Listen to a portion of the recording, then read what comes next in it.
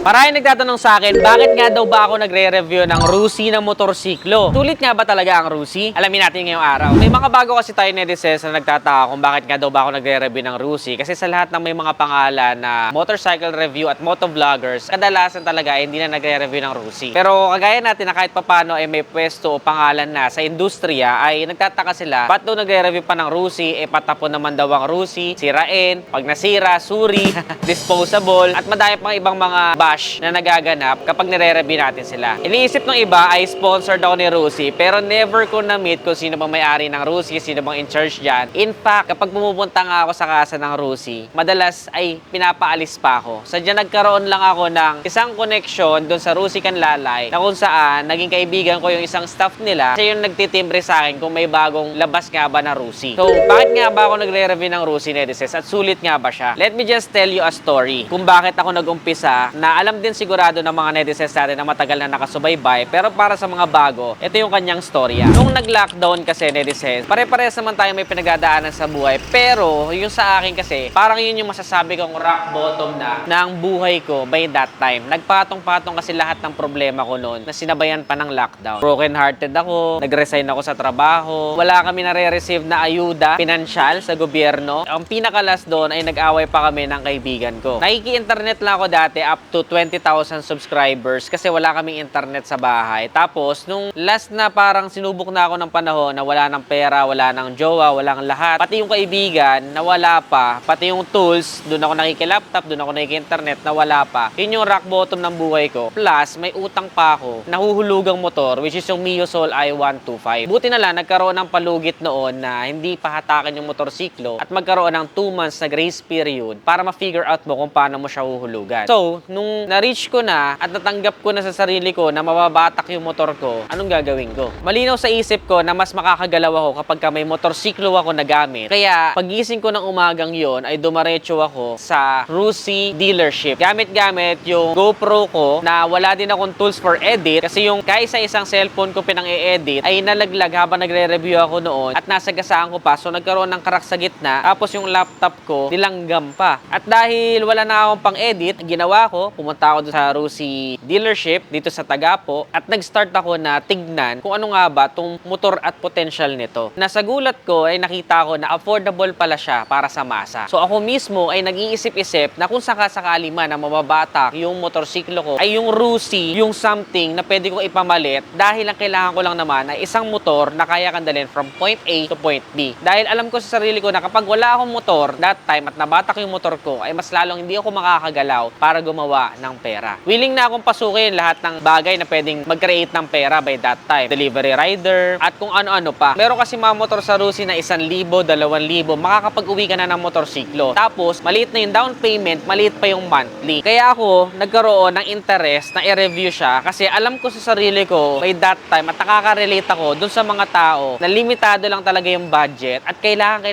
lang talaga ng motorsiklo to get from point A to point B. At doon na nga nag-start na nagre-review na ako ng Rusi at tinuloy-tuloy ko na dahil alam ko may market pa rin ito dito sa atin sa Pilipinas. Kahit na sinasabi ng iba na disposable, sirain, pero kung akong tatanungin, based on my personal opinion, meron namang mga maayos na motorsiklo talaga si Rusi. Yung mga manual nila, kadalasan ay ginagamit pang tricycle, kinakabitan ng sidecar, yung mga semi-automatic, okay din naman. Yung mga automatic, somehow, may mga carb type na okay din, pero syempre, you cannot expect na talagang le-level doon sa mga flagship na Big 4 yung kalidad ng motorsiklo nila. Dahil ano nga bang pwede mo pang iset na expectation sa ganong klaseng presyo? Pinakamahalaga doon, umaandar, may 2 gulong at madadala ka from point A to point B. Para sa akin, sa personal opinion ko, sino nga ba yung mga dapat bumili ng Rusi? If you're someone na super limited yung budget or walang-wala talaga, pero you know to yourself that you need a motorcycle o kaya naman ay yun yung pinakapanghanap buhay mo o tumutulong sa'yo para ma-achieve mo na makapasok ka sa trabaho mo o kaya naman ay magiging pangkabuhayan mo. Pwede mo maging katuwang si Rusi bilang unang stepping stone patungo doon sa tinatrabaho mong career or success. Ngayon, pag dumating yung time na medyo nakaluwag-luwag ka na o let's say, naiangat mo yung bar ng kinikita mo, siguro that's the time na pwede ka nang mag-eye ng iba pang mga motorsiklo na mas mamahalin, mas may kalidad, mas pang matagalan. Ang nakakatuwa lang dito dahil nga sa pagre-review natin ng Rusi, mixed yung mga audience natin, may mga nambabash, pero mas marami yung sumusuporta. At doon ko nga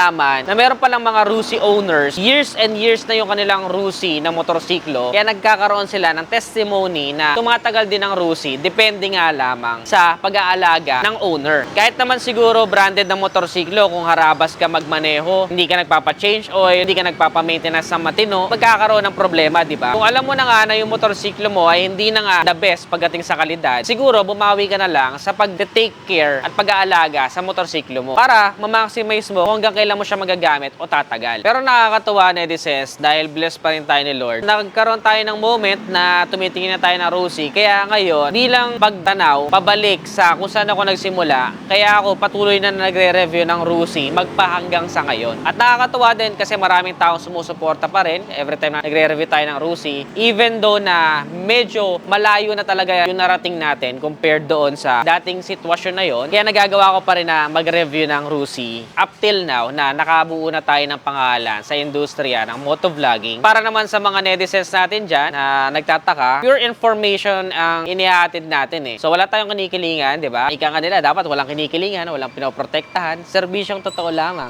Yung mga ganon, China bike, mga mumurahin na bikes, mamahalin na bikes, lahat yan i-review natin. Dahil alam ko may tao na interesado sa motorsiklo na yan. So might as well give you the information to add value dito sa social media. Bakit ako mahihiya mag-review ng Rusi? Napakaraming yung content creator dyan na kung ano-ano lang yung ginagawa, mga asar sa social media, talagang nagtitrigger ng tao para i-bash sila for the views. So tayo, malinis naman tayo. Tanging information lang din naman yung dinideliver ko sa inyo. Nasa inyo pa rin yan, netizens. Kung kayo mismo ay bibili kayo ng motorsiklo na nire-review natin. At ngayon nga, nakakatuwa dahil pati sasakyan ay nire-review na natin. Sa buong career ko, simula nung tinignan ko yung Rusi, ay never pa ako nakabili ng Rusi kahit isang beses. No? So it's both, masasabi ko na rin na blessing sa akin dahil yung ina-anticipate ko na akala ko ay Rusi na yung magiging getaway plan ko kung sakali man na mababatak yung Mio Soul Eye ko, pero di pa rin ako pinabayaan ni God. Nabayaran ko pa rin yung 2 months behind ko doon sa Mio Soul Eye 125 ko. Pero Rusi din naman yung nakakapagbigay sa atin ng sobrang daming content na pinapanood din nating mga solid na netizens dyan. Ngayon